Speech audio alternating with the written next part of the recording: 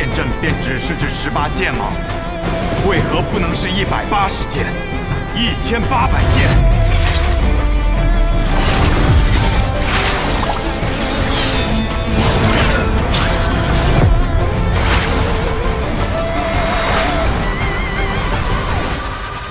18000剑！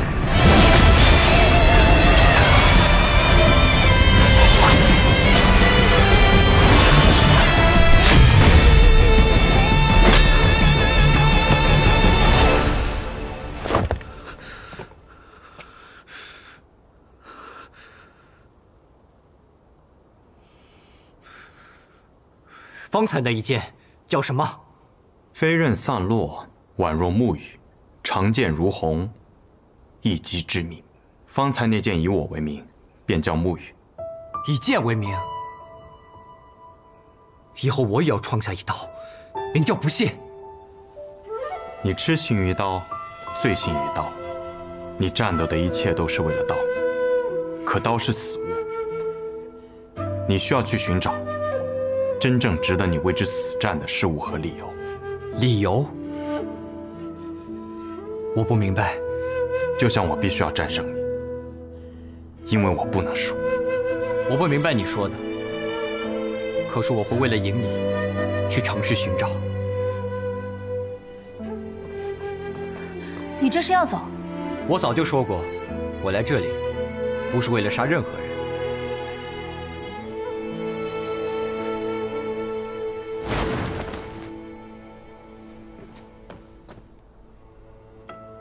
雪薇，你不会也想和我一战吧？战你个头啊！你流血了，赶紧擦擦吧。你这药我可不敢用。我如今身旁有个小神医，可不敢用你这能毒死一头牛的药。你的小神医，你确定他现在还活着吗？想救人，还是先破了我的毒阵吧。雪薇，你知道这阵困不了我多久的。大家长，你相信我，我没有恶意的。你会苏家的武功，你用这移魂大法根本就不是为了给我解毒，而是想借此窥探我脑海中的秘密。想从我这儿得知安和的秘密。三江那些白痴有没有跟你讲过？有些秘密知道的越多，死的就越快。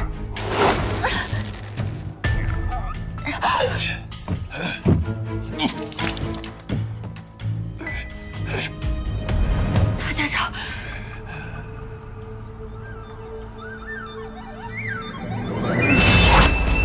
死吧！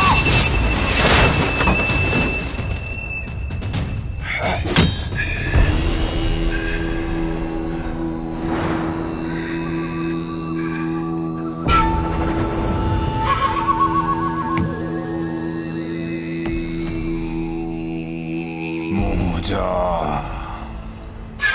穆雪薇。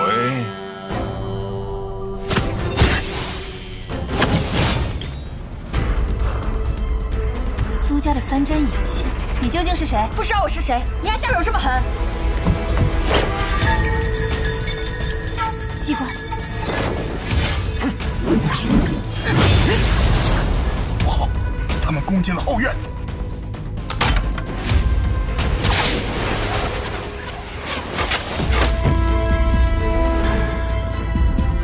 骗子苏沐雨，说好有你在，就能保我无忧呢。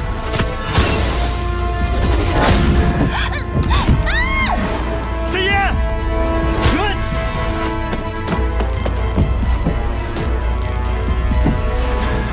苏沐雨，你下去做什么？我想跟饶他，我不想死！陈一木慌。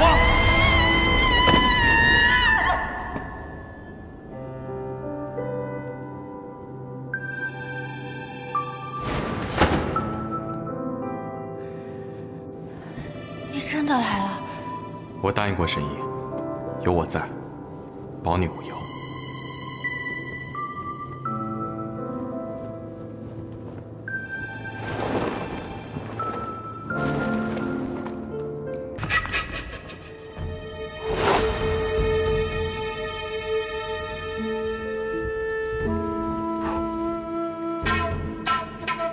其实，你们口中的哲叔，他是我的父亲。这就是我为什么一直打探他下落的原因。我的母亲什么都没有告诉我，只和我说他是暗河的魁。这不可能。我不是说笑，这有什么不可能的？暗河中人从不与外人通婚，之前也有人打破这规矩，和暗河之外的人成婚生子，但结果却是，其人连同他的一家妻儿老小，皆被抹去了。哲叔是曾经的魁，如今在苏家的地位一时不低，不可能在外有女儿的。哈哈，我方才是与你开玩笑的嘛，你还这么一板一眼的认真回答我啊？你们暗河的魁不是接任大家长的候选吗？那大家长为什么不直接传位给你？这样不就破局了吗？我并非暗河三家本族中人，我是无名者出身，暗河之中从未有无名者接任过大家长的规矩。所谓无名者，都是孤儿出身，经过试炼后才得此姓，名义上加入了三家，事实上却仍不被视为真正的族人。当年也是因为情况特殊，大家长才让我继任为魁的。这些年，我一直想把位置让出去，大家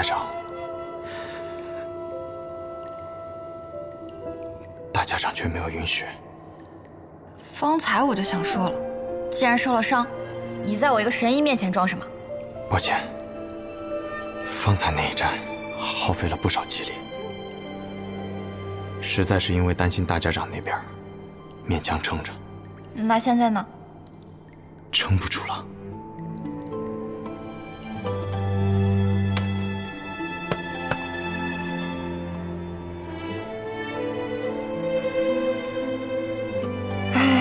我来帮你瞧一瞧吧。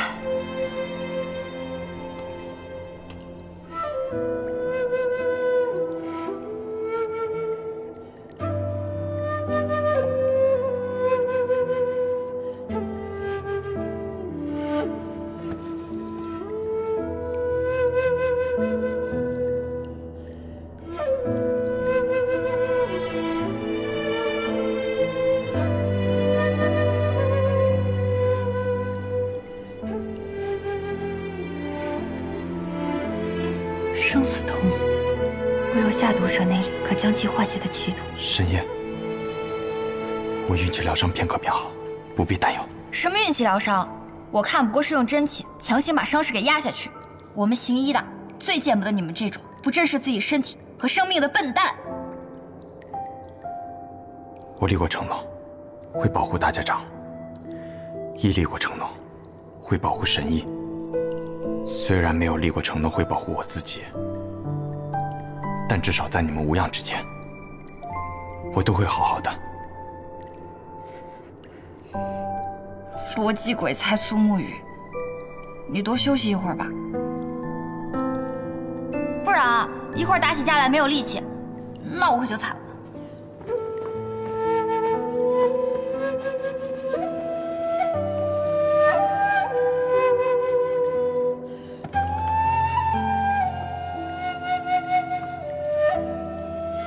真是有趣，这朱朝的密室里所放的书，竟都是些杂言故事、演绎小说。难道是怕避难者在此无事可做，供他们打发时间？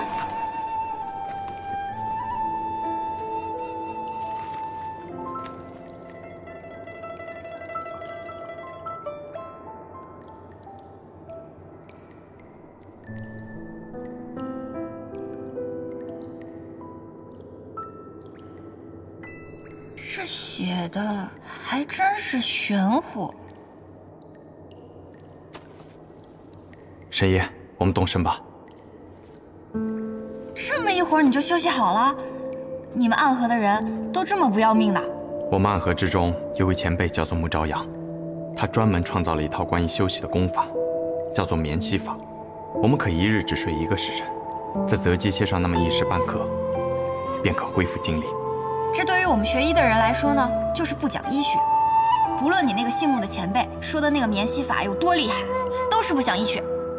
也许吧，但对于我们来说确实很有用。毕竟我们总是在与时间赛跑。就是辛苦神医了。我们走吧。南城雪月，东城无双，与唐门等一众名门大派共筑江湖的光明与秩序。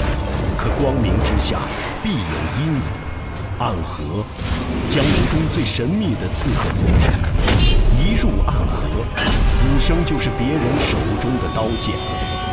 但总有人在暗夜中向往光明，在波涛中渴望走向彼岸。暗河的潮水也在此时翻涌而上。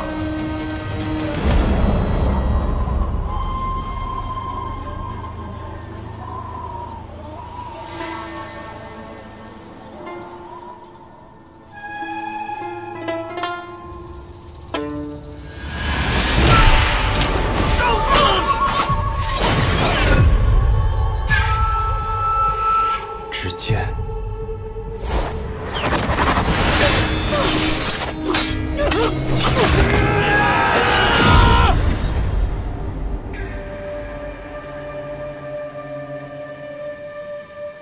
是为了什么？奎大人，有消息。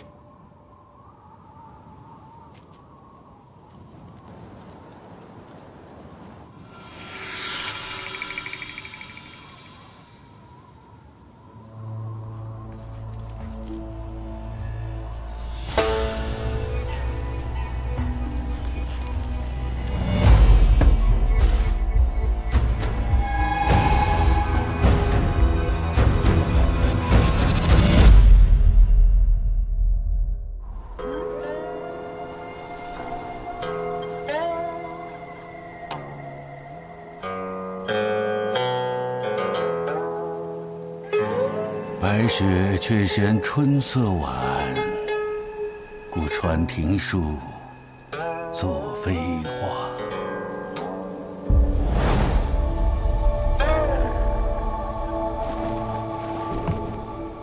本以为这个冬日已经结束了，像我们这个年纪的人呐，每年等待着的便是这冬天赶快结束。可偏偏冬日已逝，又下了一场雪。暗河，天下第一的刺客组织，在朝能杀高官贵胄，在野可灭江湖大派。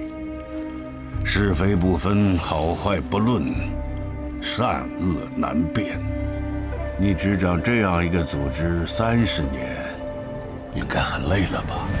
我已经是个老人了，若不是因为一些执念，我会觉得我身上的血已经冷了。30年前，你我大战一场，不分胜负。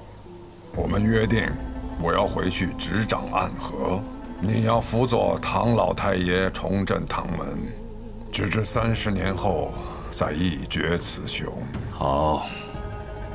我隐居这寥落城多年，也该活动活动筋骨了。我可一直等着今天呢。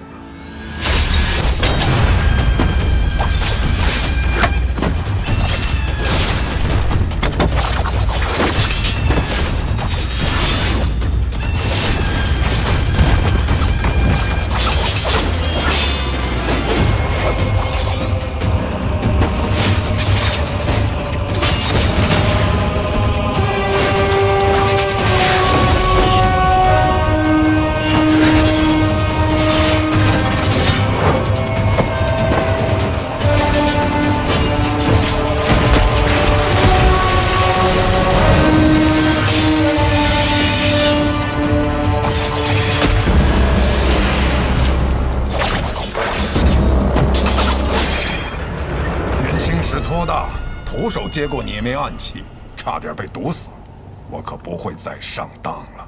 几枚暗器你能接住，那接下来万树飞花，你又如何应对？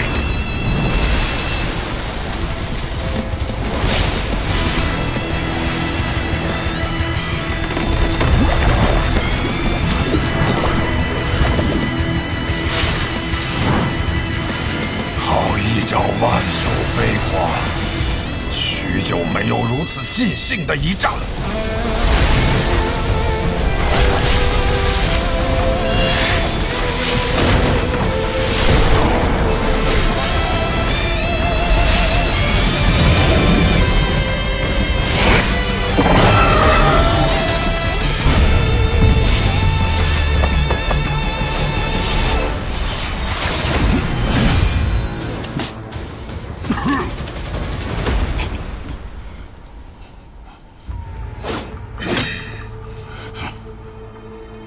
你我30年之约的这一战，本该只论胜负，不争生死。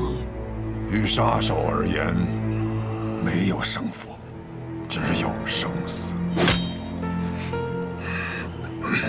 只可惜呀，可惜什么？可惜，方才你那瞬杀一剑，消耗了太多真气。也可惜，你以为自己是执棋者，却没想到，你是别人棋盘上的棋子。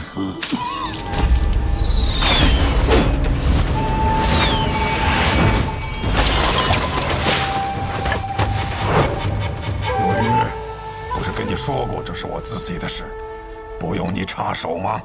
有人想趁你和唐二老爷决战之时，对你不利。一石二鸟。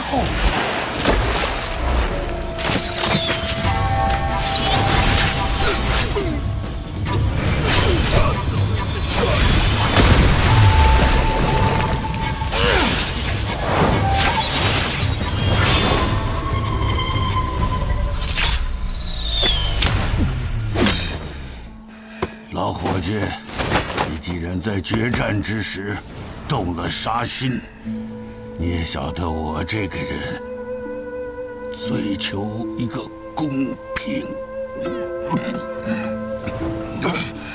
雪落一枝梅，黄泉路上我会歇歇脚，可别让我等太久。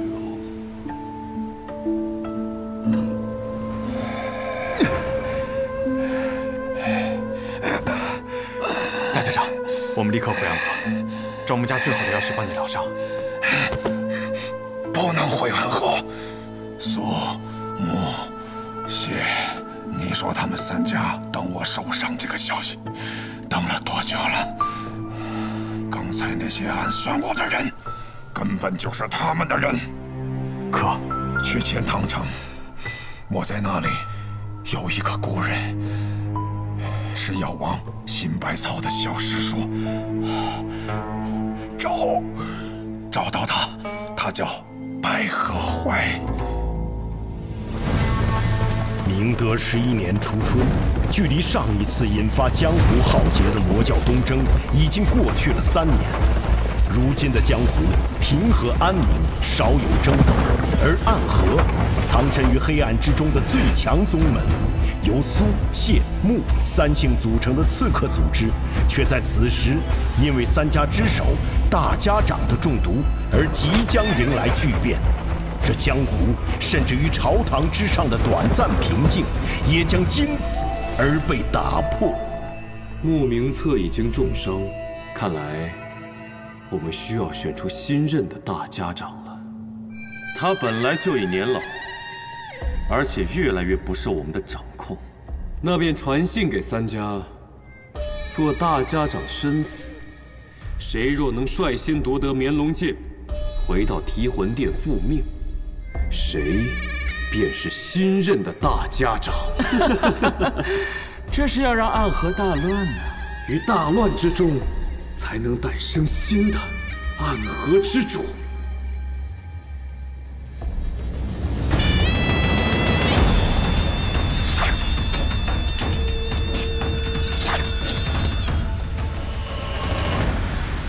白鹤药府到了。丽丽斜影江，他们要来这开寻找名医。是啊，大家长身中奇毒，命不久矣。而此处就住着药王的隐居的小师叔。我们苏家老爷子说，希望这个小师叔可以不要出现。或者说，从未存在过。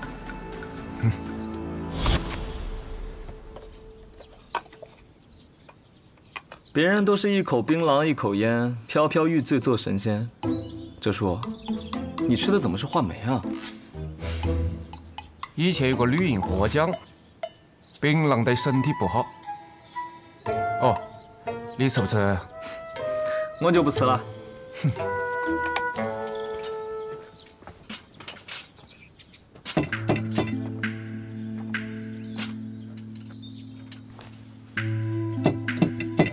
你什么时候变得这么有礼貌了？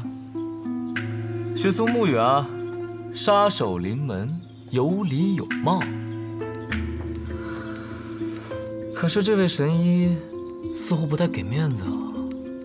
许是这位药王师叔年纪太大，耳朵背了，你要考得再响一点。哲叔，你这是敲门吗？我看你是要杀人啊！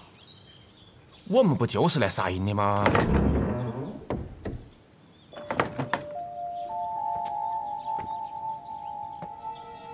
谁呀？敲门敲得那么大声，耳朵都要聋了。姑娘，敢问你家老先生是否在府上？我家老爷他出门巡诊去了，要不我帮你们去找找他。那便麻烦姑娘了。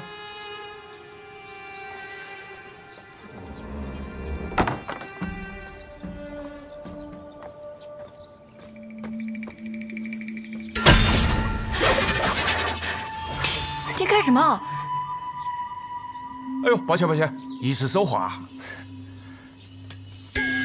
来，这个啊是祥宁膏，姑娘呢擦到脸上，不出半个时辰，你那个红痕就会白肤如初。有毛病。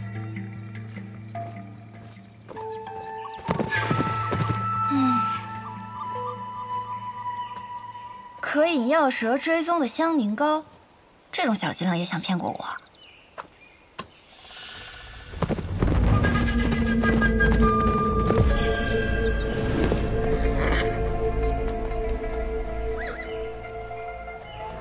这位姑娘，你是医者？怎么？难道我看起来不像吗？抱歉，无意冒犯。公子，可是要问路啊？姑娘慧眼，想问姑娘，附近是否有处药庄，名为白鹤？公子是要看病啊？我医术不错，我来看便是啊。家中有人得了重病，点名要找白鹤药庄中的神医。多谢姑娘好意。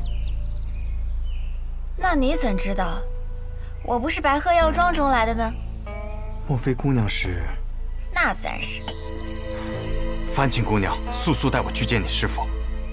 我师父，他暂时来不了这里，但是他和我说过，有贵客来访，从很远很远的地方来，想来就是公子你了吧？他让我先行随你前去。冒犯了，我需要赶时间，还请姑娘上马。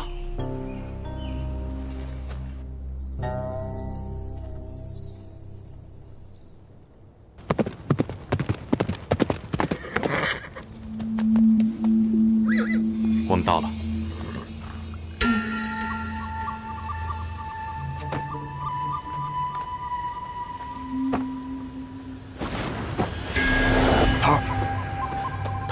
你来的正是时候，大家长那边好像出了些问题。神医呢？我这么大一个活人站在你面前，你怎么就看不见呢？这姑娘是神医？不是，那我走了。姑娘莫怪，这是神医弟子，过来帮他师父看一下大家长病情。姑娘，请随我进去。嗯。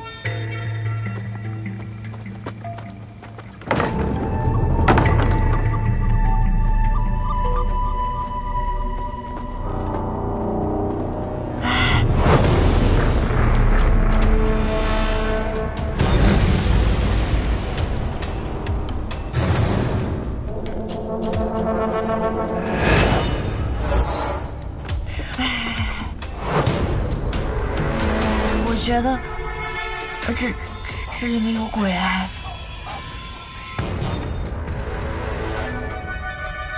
姑娘莫怕。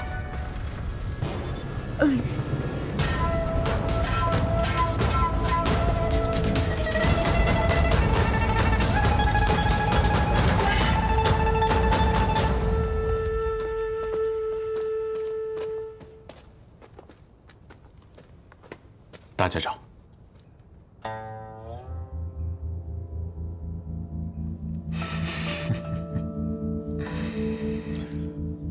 上次我见你的时候，你还是个流着鼻涕的脏孩子。我上一次见大家长时，大家长还是一个随时会准备拔刀的杀神呢。现在也随时准备着拔刀，不过头发白了而已。这手还是血红色的。行了，先诊脉吧，看看现在的大家长还能不能拔出刀来。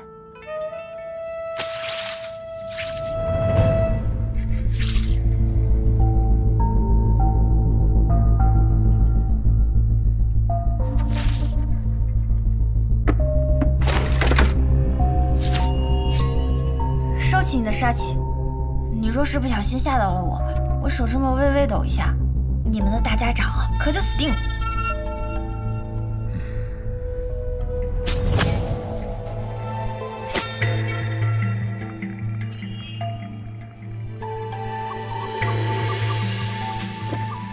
许了一枝梅。没错。你怎么做到还活着的？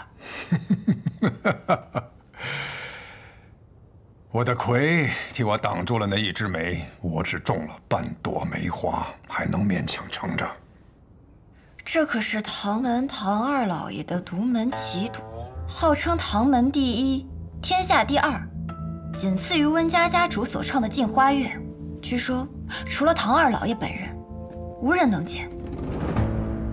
唐二老爷人呢？被我杀了。暗河大家长也亲自接杀人的任务。敢问姑娘，是否能医？我们药王谷的名言便是，只要没死，便可以医。只是，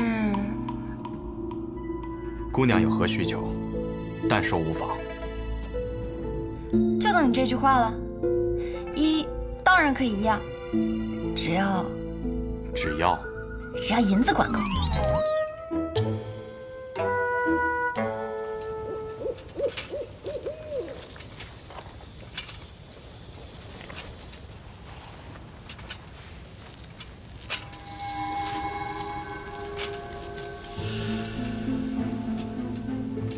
看来对方是识破了你的伎俩，这才走出了多久，就把这药瓶给丢了。看来我们是搞错了。什么错了？我们方舟里是真的圣医。还好，我也做了些准备。哦。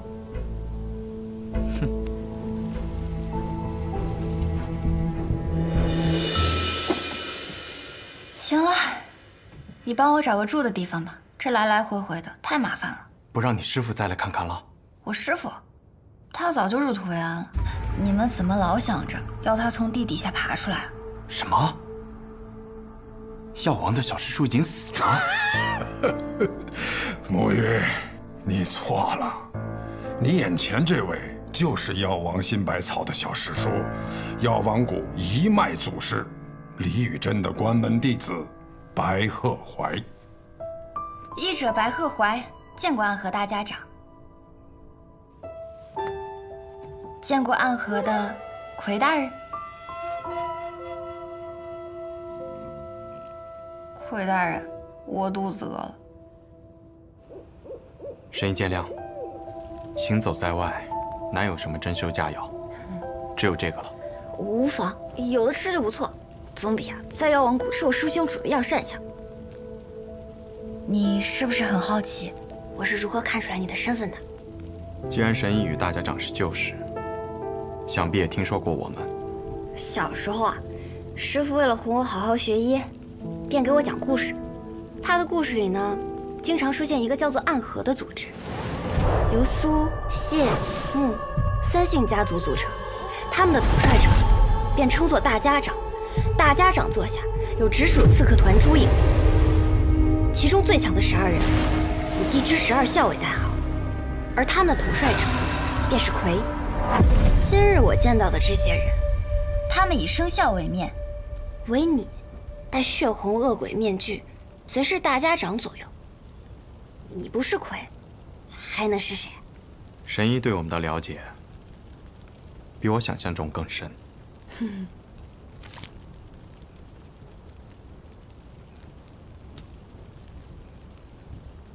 我还知道，每个人的魁啊，都是当做现任大家长培养的。这上一任的魁呢，他死了。抱歉，这些隐秘之事无法与神医细说。可是上一任的魁，他是我的父亲，这也不能问吗？神医说笑了。不信算。这人是死是活对你们倒是隐秘，可是你们身份特殊，标识却如此明显，此时就不考虑隐秘了。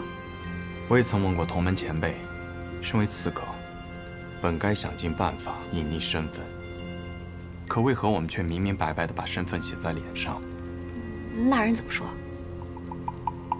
这是意思个，你懂事吗？你怎么突然大舌头啊？不是我大舌头，是他大舌头。我想起来了，难道我白日里见到的那个人，他便是你的同门？他是不是手里还拿着一根法杖，上面套满了金环？哲书居然也来了，还有一个玩匕首，那是昌河。陈龙，准备一下，带上神医，即刻启程。是。去哪儿啊？九霄城，没有人比我更了解昌河。此刻我们定然已经入了他布下的局。宇哥，都准备好了。神医，这是卯兔，你随他动身，一路保重。魁大人，那便希望在九霄城中，我们还能重逢。不必叫我魁大人，叫我苏沐雨便是。苏沐雨，还真是一个好听的名字。再见了。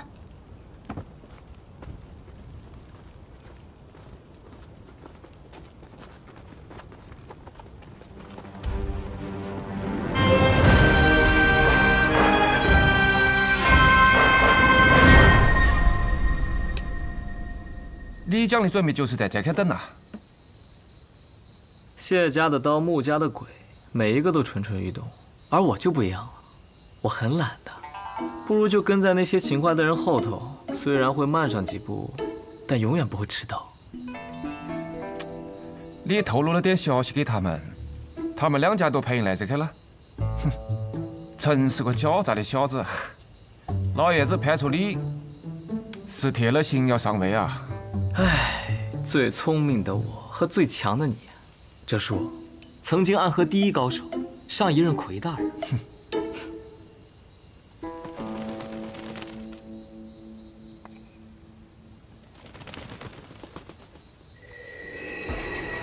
城郊废邑，那里的好戏快开场了。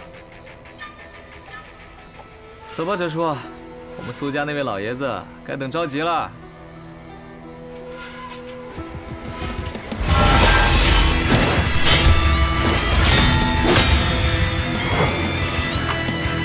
不愧是大名鼎鼎的十三鬼，此线为界，还请二位不要逾越。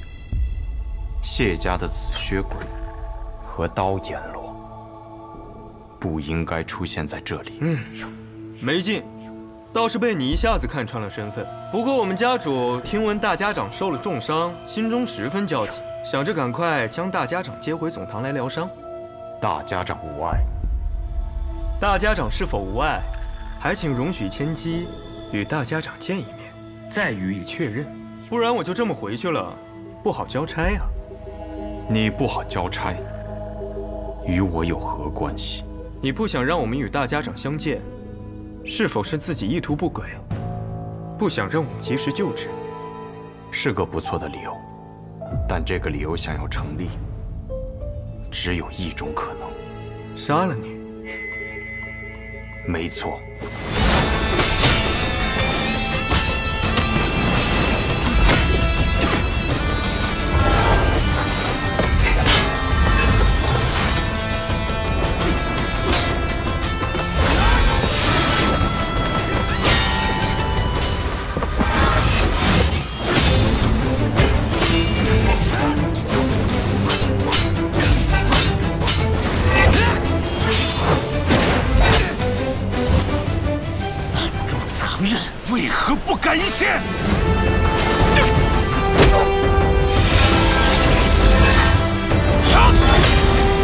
聂家的风武一之刀，不错，死！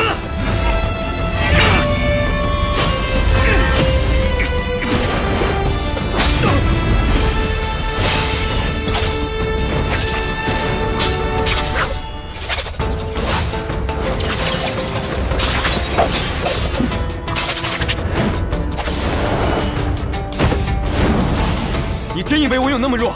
寸刀劲，用得好。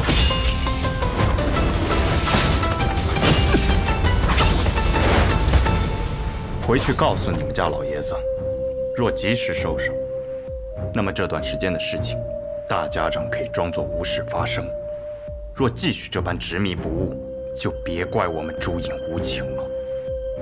你今日是打算放过我们？暗河同门，皆是家人。走。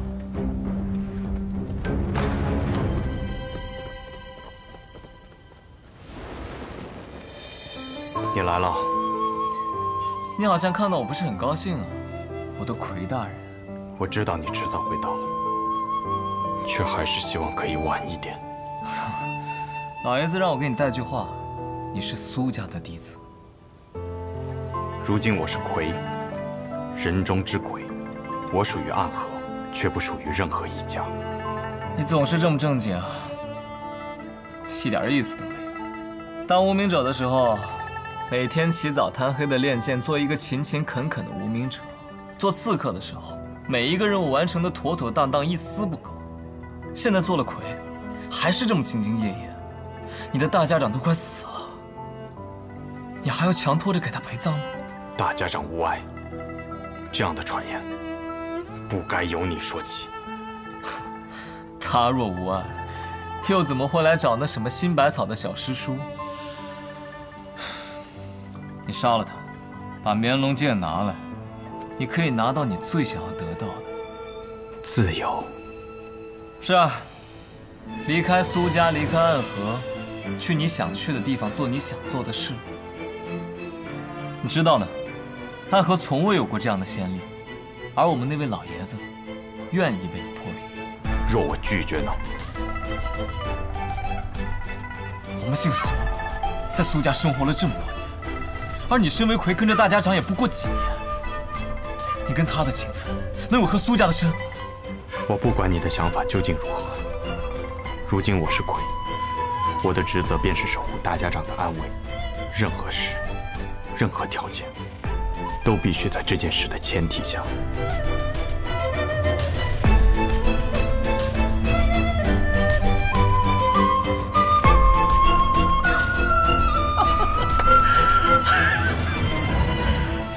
没错，就是这样。同样的话我已经回给了老爷子，我就知道你一定会这么说。然后呢？然后老爷子说，既然如此，那就杀了吧。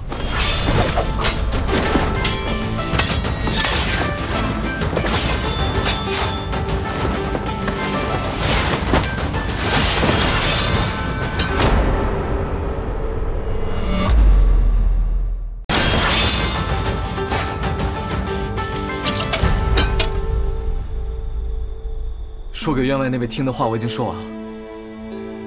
苏沐雨，我们该执行自己的计划了吧？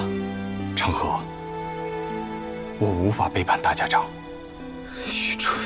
这次三家铁了心要谋你，我会为你铺好路，你只需要做好握住绵龙剑的准备。你怎么这么多年了还没有明白这个道理啊？你永远都是这么天真。大家长与我二人皆有恩情。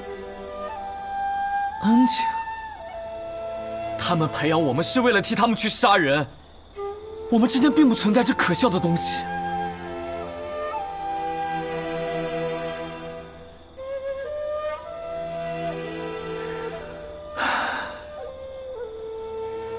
只有你真的把安河当成了自己的家。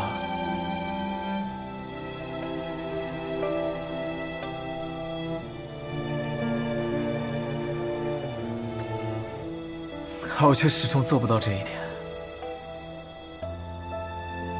对于我而言，这里只是一个交换利益的地方罢了。他给我们庇护，我们为他杀人。所谓的家人，不过是虚伪的说辞。苏沐雨，哲叔就在外面，若我们一起动手，你还能活下去吗？若哲叔与你联手，我自然不是对手。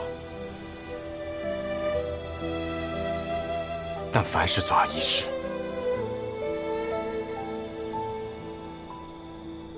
你要是说得通，你就不是苏沐雨。我真傻，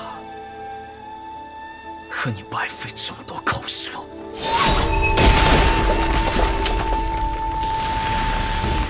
慕白，在里面偷听的可还痛快？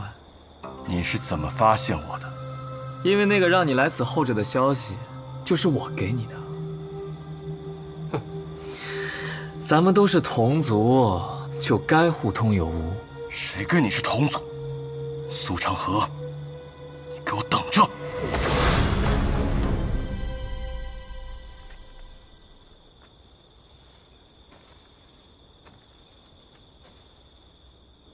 长河，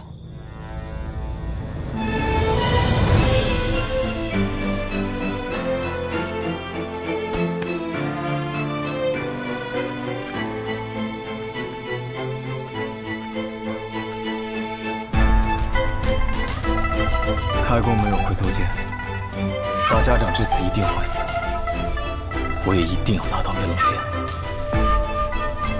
所以，好好想一想我们当年的约定吧。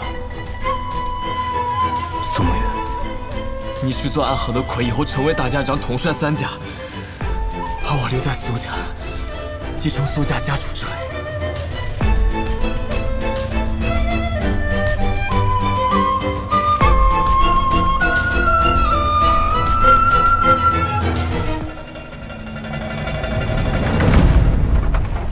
这马车真有意思啊！如此之大，却能行驶平稳；如此之重，却能日行百里。这是搬家搬三爷捣鼓出来的玩意儿，能不有意思吗？走好这架马车10日以后，他便死了，生病死的。那我若是治好了大家长，我不会得病死了吧？神医多虑了，你可是神医呀！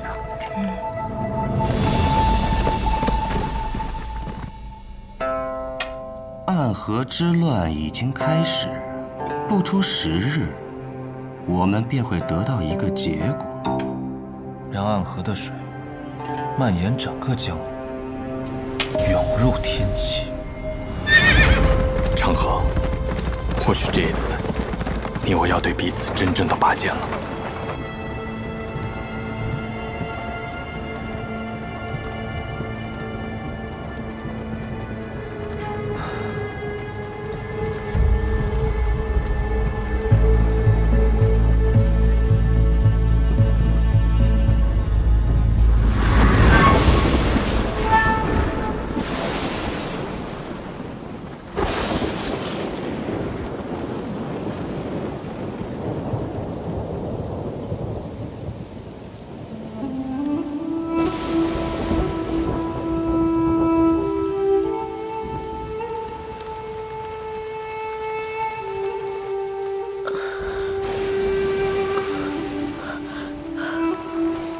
这么多年为我点灯的童子，他是唯一一个任务结束还能够活着的。要带他回去吗？不必了。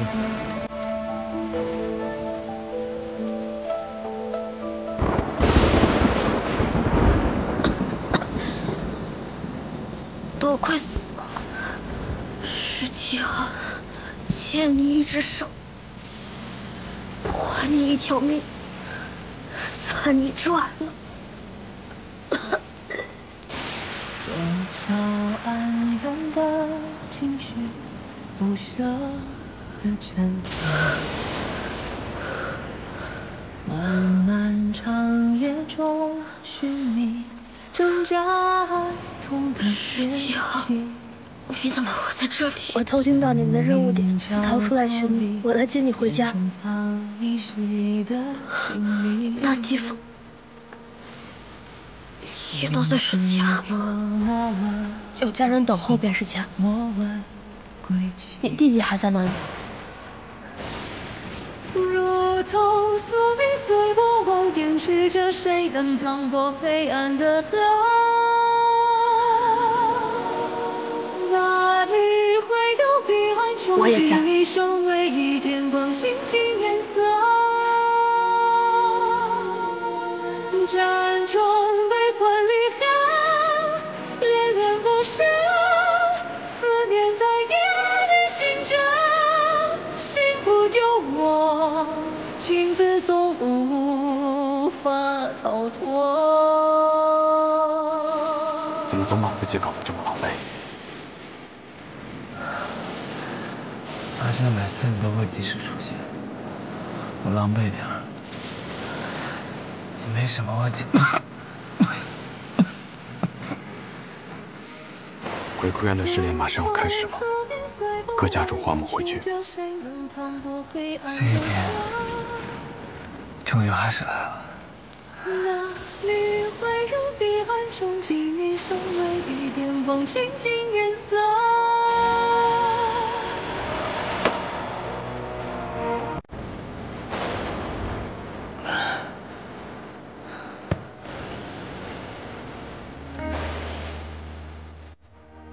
想必你们已经有所了解，待会儿时辰一到，你们就会前往鬼窟渊。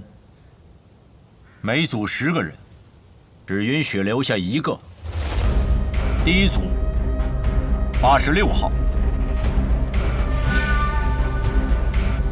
18号、74号、42号、34号、26号、17号、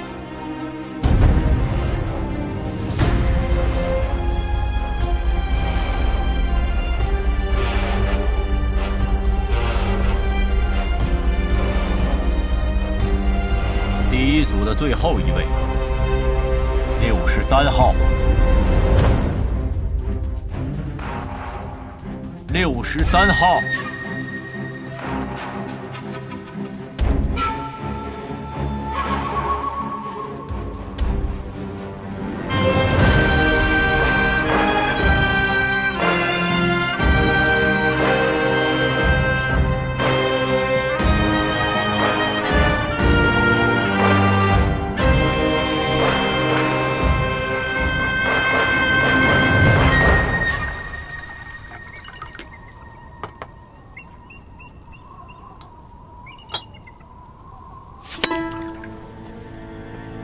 谁惹了木秋兄啊？生这么大的气！穆子哲，你明知这2人是我苏家属意的，你这般行事，是要与我苏家为敌吗？别给我扣这么大的罪名，我可不敢。我只是在尽我总教习的职责罢了。职责？不把过强的2个人放在同一组，这是3家都默认的。你就不怕我上报提魂殿吗？等他们情深意重，把彼此看成兄弟的时候，再让他们自相残杀。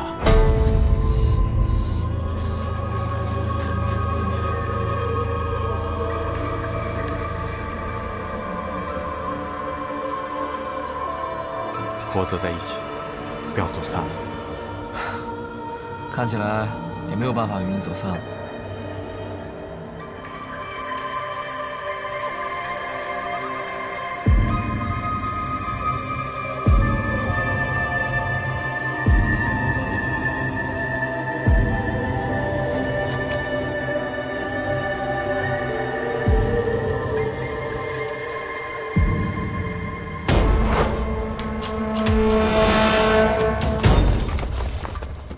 全都来了。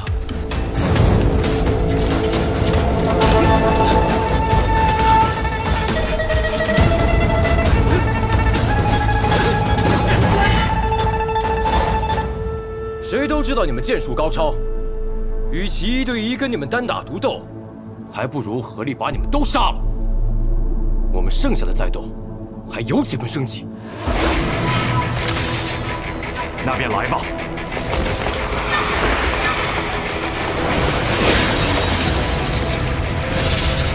八戒阵，刀剑合十，攻守皆备，绝一切生机。要胜此战，唯有一途，雅入决。我为尔。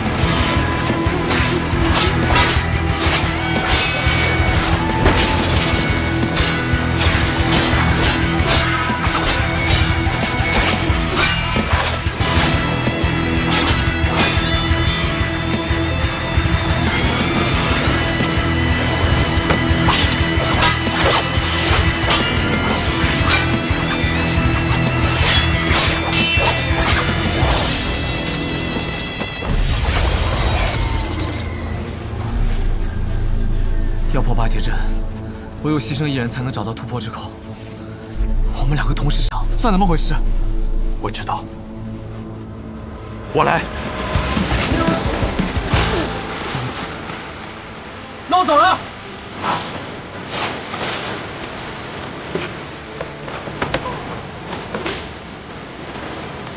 坐井自考。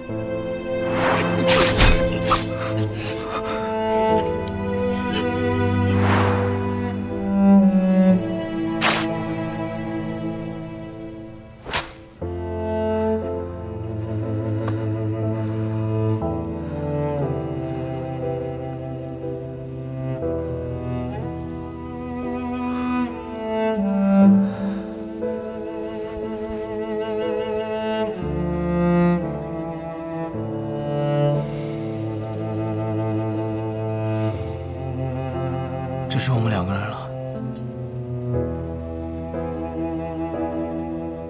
所以，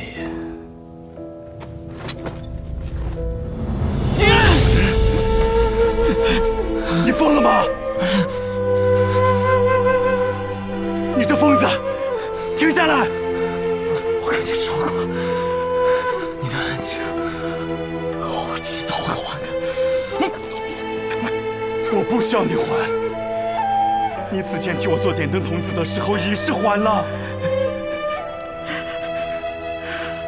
暗河的规矩，10个人只有1个人能走出鬼窟园，成为3家之人。你若不成我的情，我们2个人都得死。一定会有办法的。我去和他们说，他们想要最顶尖的刺客，而我们俩是他们这些年里遇到最好的种子。他们不会愿意就这么失去我们的。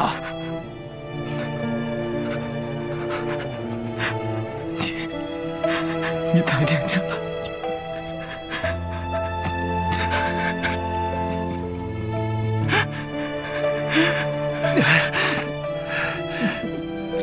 你把手放开！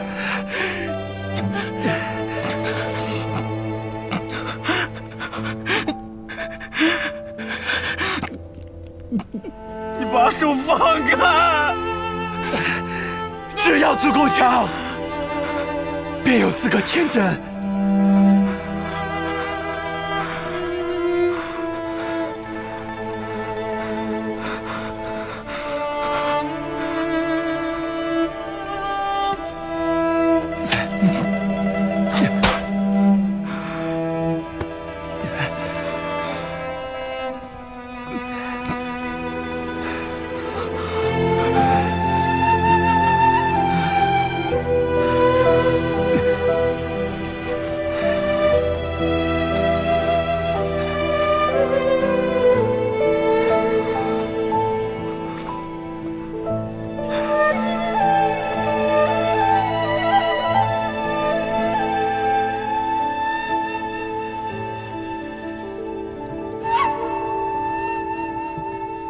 睡醒了。啊，做了一个很长很长的梦，梦到一些很久以前的事儿。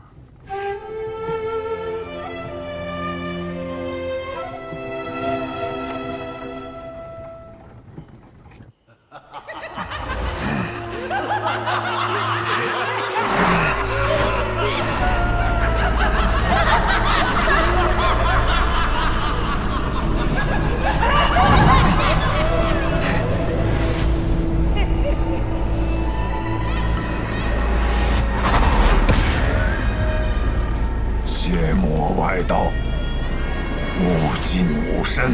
我们是邪魔外道，不过是些魔障，看我一剑斩了你们！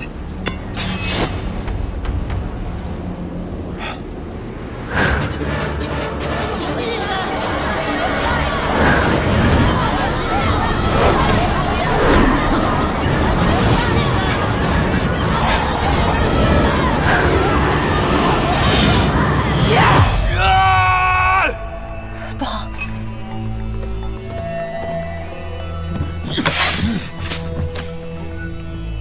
大家长，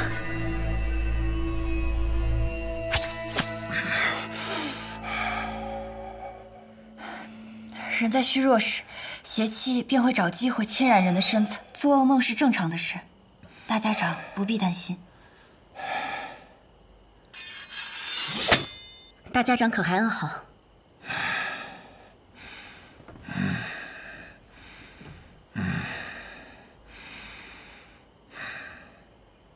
毛头，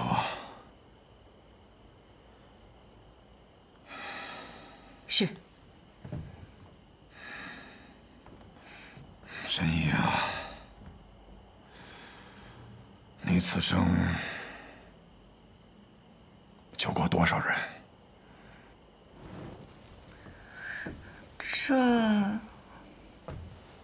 这我哪里记得得？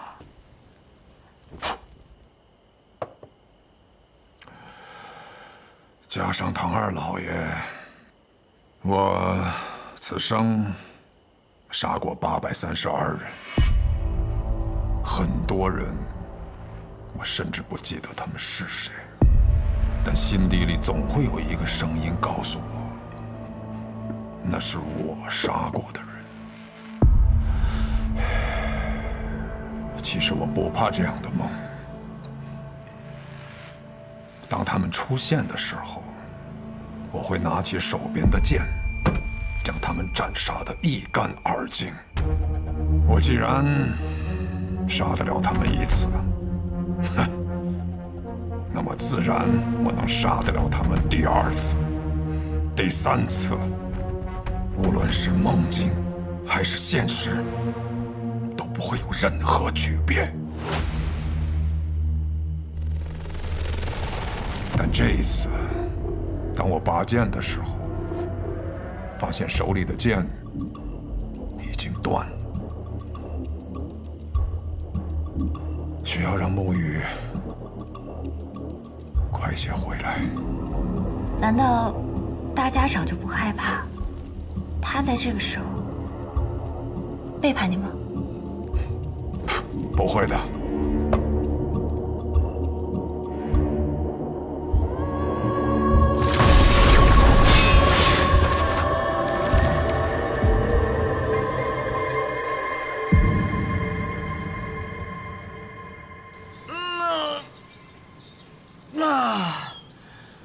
哎呀，坐了许久的马车，累了。小长河，你这个样子能追到鹰，你到底是什么安排啊？追得上。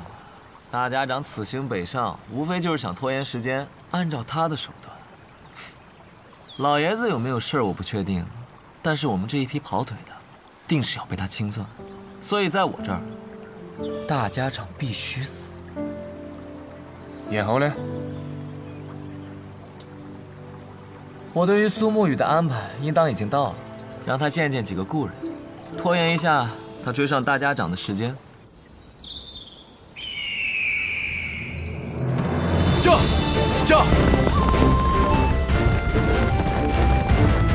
驾！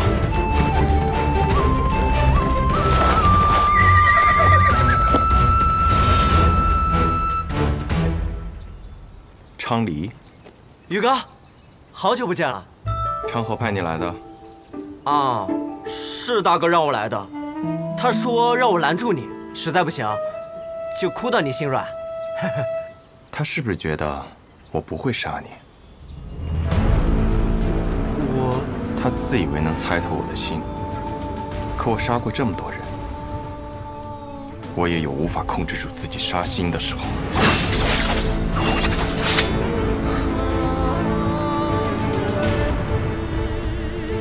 若我想杀你，你早就死了。驾！宇哥。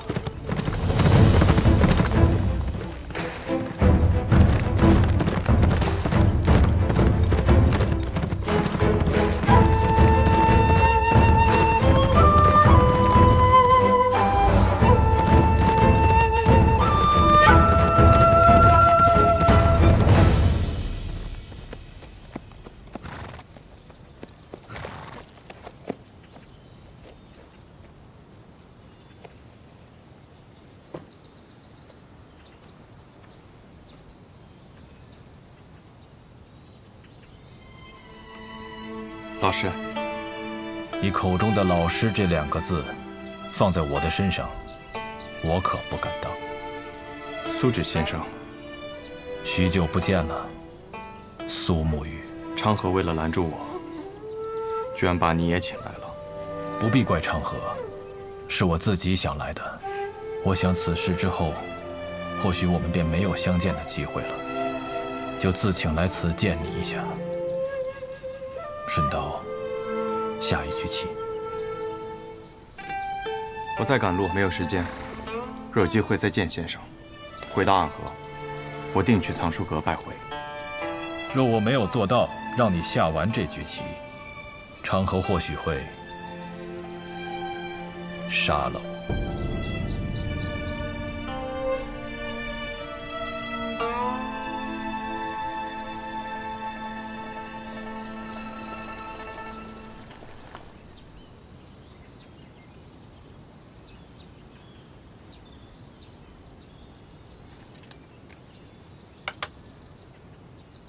先生来此，是想劝我和昌河联手。你们是暗河这100年来最不可思议的搭档，一起联手破过许多危局。这一次，我相信你们一样可以做到。我听昌河说，4年前你们做过一个决定，他当上苏家家主，你当上大家长，成为执掌暗河的新主人。那他有没有说过，我并没有回答他的决定？大家长他值得你这样做吗？这个问题的答案重要吗？沐雨，当你用一个问题来回答另一个问题的时候，就代表你的内心并不坚固。可这问题没有答案，只有选择。我在苏家待了将近10年，昌河与我更是从同一座炼炉当中走出来的师兄弟。准确地说，我们都是家人。昌河那样的人，可不会把老爷子他们当作家人，他只是把你当做家人。可如今我是亏。我的父亲曾教过我，承诺是比生命更重要的东西。先生您也说过，没了承诺，收了钱的刺客便会因为更多的钱而转头去杀自己的主顾。那么到最后秩序变乱了，刺客便没有存在的理由，暗河也没有存在的必要。你很聪明，但有时候太过于执拗了。已经沦为杀人的棋子，若心中还不存在点执拗，那么活着也像是死了。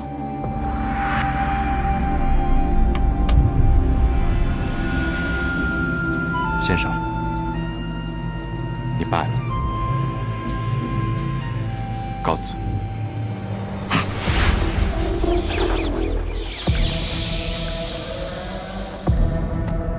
宇哥，你赢不了的。三家家主对大家长这个位置觊觎很久，这个机会他们不可能放过。即便大家长最后把生医好了，他们还是会不惜一切代价把他杀了，这是个必死之局。即使死局，那么长河他到底想做什么？他想改变暗河，跨过暗河，便能到达彼岸。彼岸之处不再是长夜，而应有光明。和我们联手吧。大哥的意思是，让大家长在一个合适的时机死掉。死之前，他把绵龙剑传给你，你执掌暗河，而他则去扫清苏家的障碍，成为苏家家主。到时候其他两家再有不满，你们便联起手荡平暗河。宇哥，抱歉，我有我的选择。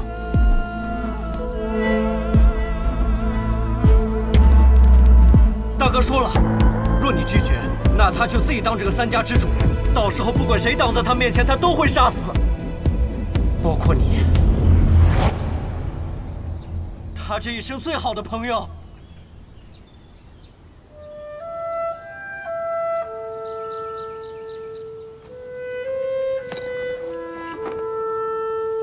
沐雨，道阻且长。行，则将之。驾！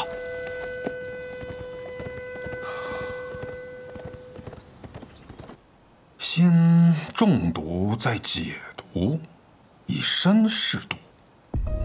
倒是有种不疯魔不成活的意思。只是我不太明白，为了几张银票，神医愿意为我以身试毒？自然是不愿意啊，我又不傻。不过我有一个办法，既能感同身受的了解大家长体内的毒，但同时又不会死。什么办法？移魂大法。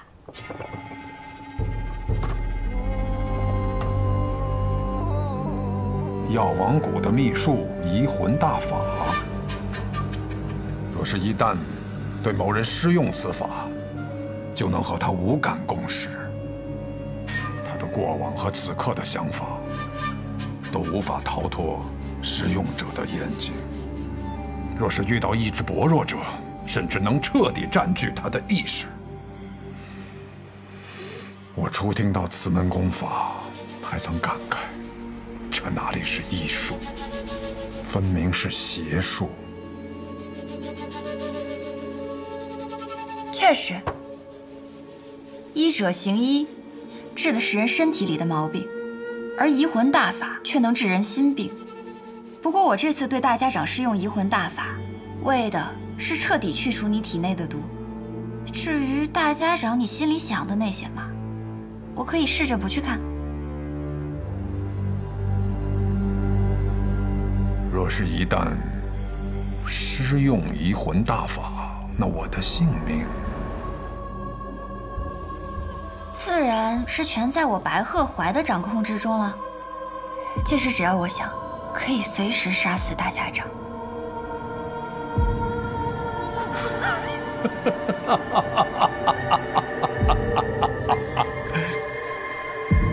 我想试试，大家长能活几日就让他活几日吧，反正我们抓紧时间找机会，先把那小神医给杀了就是。大家长和那个神医有地质社校保护，你那么有信心？哎呀，我派人传了封信，去向了北面那座皇城，里面有一个人出身唐门赫赫有名，是唐二老爷最亲近的弟子。九江琵琶亭内3道暗器震惊天下，是可以与司空长风、百里东军等人齐名的高手。唐灵月。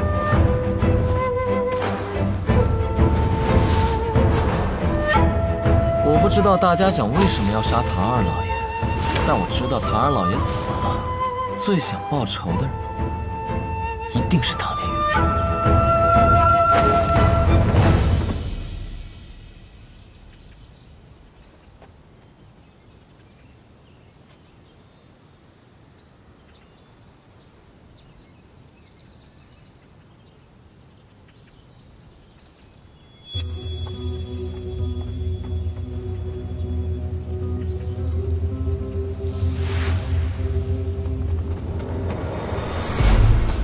护送大家长离开，快！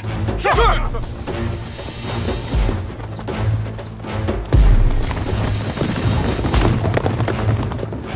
难得有片刻喘息，又要赶路逃命了。当你治好我，便无人敢来了。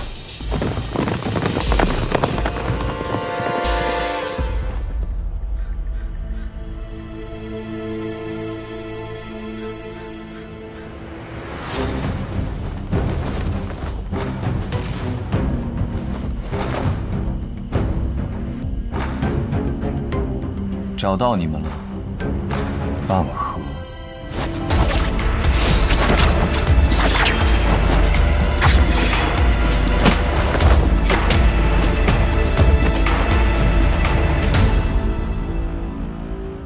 龙须真，你是唐门的人？唐门，唐连月。唐连月，原来是天启城4守护之一的玄武使啊！我要找的人不是你，你们大家长在哪？我要见他。纵然你是玄武使，但这里一不是天启城，二我们暗河也不听朝廷的指令。大家长岂是你说见就能见的？我并不是以天启城玄武使的身份来的，是以唐门弟子的身份而来。你们暗河的大家长杀了我们唐门的二老爷，这笔账我来负责清算。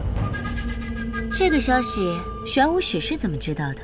如果是子虚乌有的事儿，那该如何呢？想必你们大家长早就走了，留你在此处断后，与我说这么多，不过是想拖延时间罢了。想走？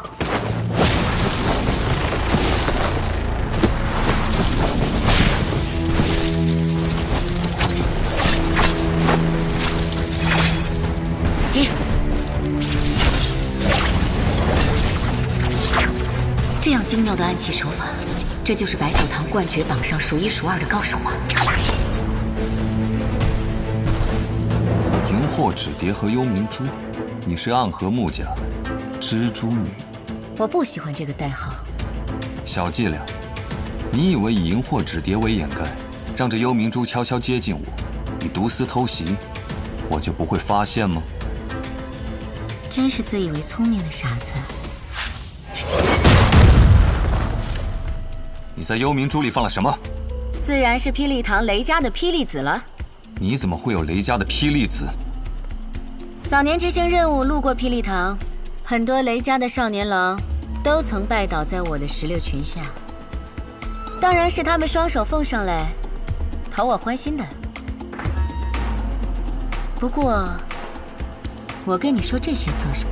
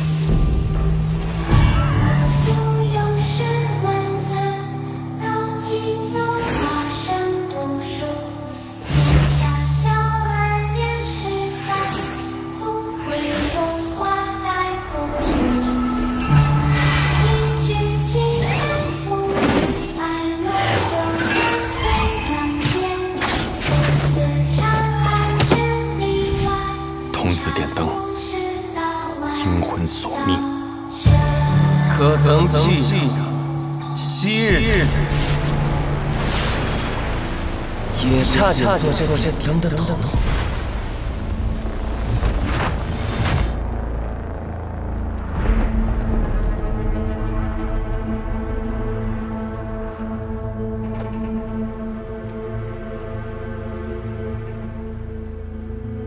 穆家穆英真，你敢与我动手，是想叛离暗河吗？是吗？可我得到的消息是你暗算大家长，意图谋反。我来此杀你，是奉家族之命救出大家长。看来穆家还真是一片忠心啊。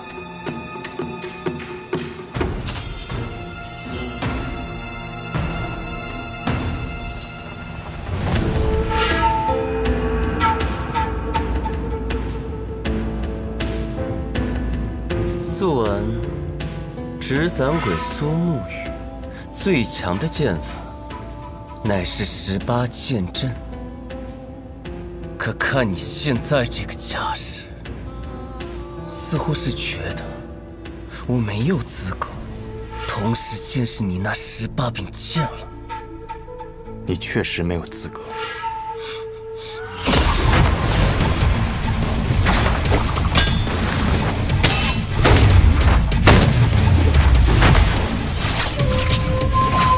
当年本该是你去的，可苏昌河代替你做了这点灯的少妇。按照我的计划，他们应当都要死掉，可他却被你救了。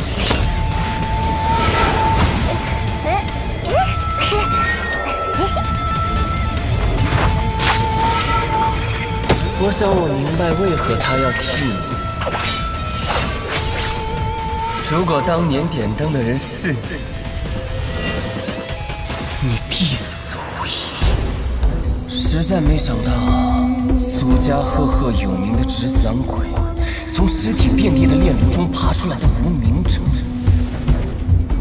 如今的朱影首领魁，居然是一个心存善念的人，舍不得对孩子下手。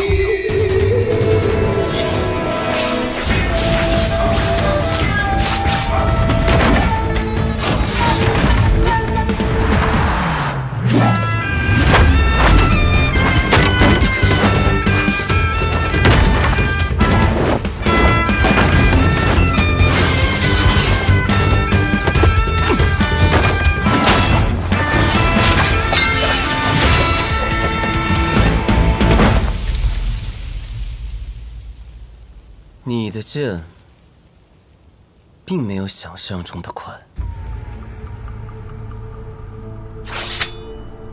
是吗？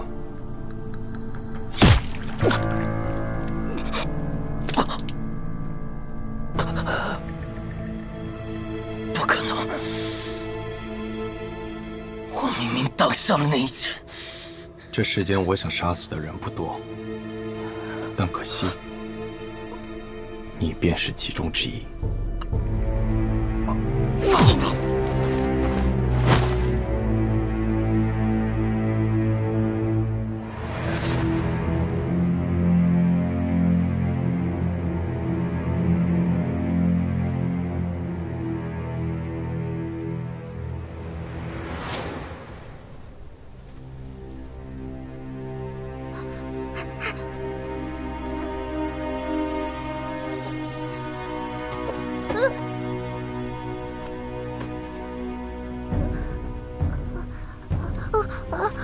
别怕，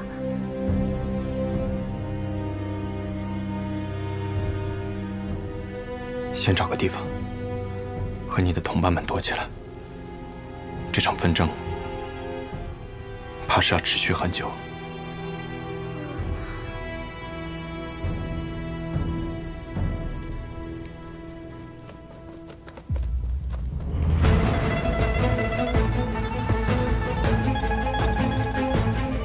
天启城的守护使也不是那么难对付。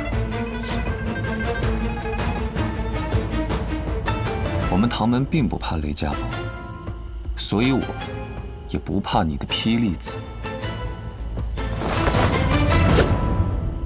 你再动，我便只能杀了你。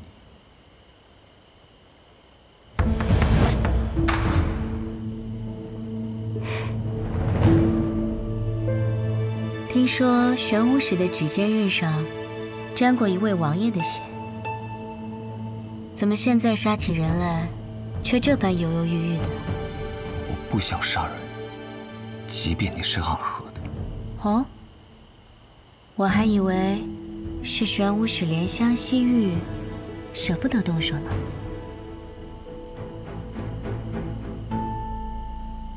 傻瓜。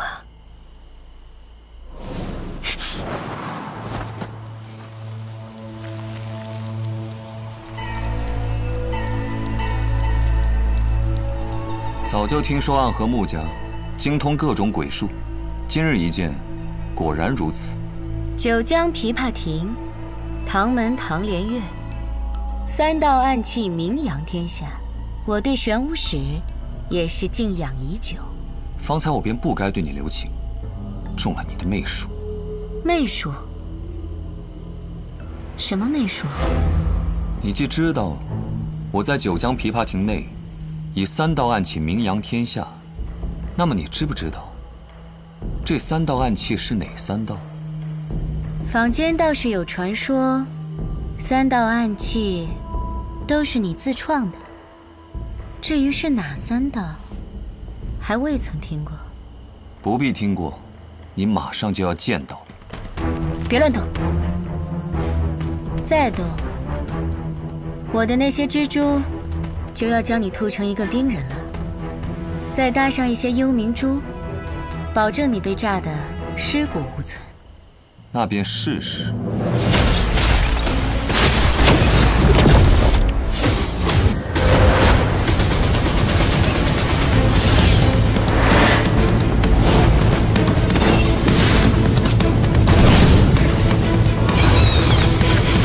这便是当年那3道暗器中的第1道。 千道精明。